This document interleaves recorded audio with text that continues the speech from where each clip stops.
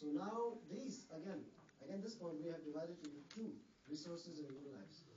Human lives also happen to be human resources. Some say a nation's greatest wealth. So firstly, the material resources.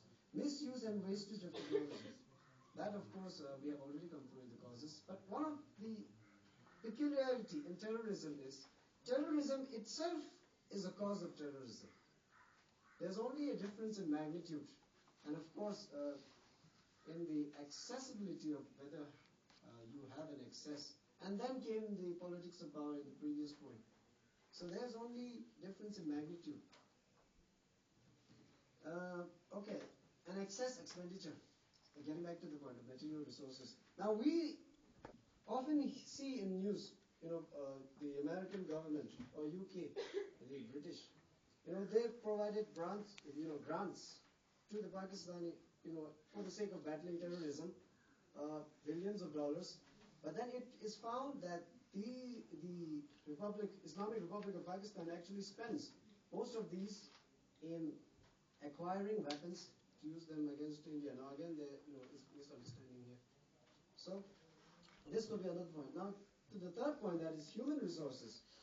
There is loss of life, innocent lives, and also of soldiers, who just are fighting, have to pay the price for a fault, for a mistake that they didn't make. The other point below, diversion of human capital. Now, how is human capital diverted? Firstly, the minds. Small children, in inaccessible parts of in Kashmir. So since they are early childhood, they don't go to school, and there is a book, "No Guns at My Son's Funeral." This actually said. So, it actually deals with this issue.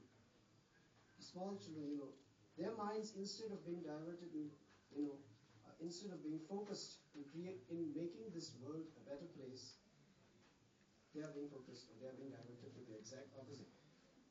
The other is soldiers, and not only soldiers, but also the greatest minds. Now, minds also, there are two categories. We have scientists, we have brilliant people. Instead of again focusing, I actually said we have enough problems. We have famine, we have global warming. Now these were supposed to be the issues on which they were supposed to be using their brilliant minds to solve these problems. But then now they have to spend their minds, their brilliance, their intelligence on creating better and new weapons. So what happens? Terrorists, they have pre-existing weapons. To battle it, they are forced. The scientists, the brilliant ones, they are forced to create better weapons. And now the terrorists acquire the better weapons.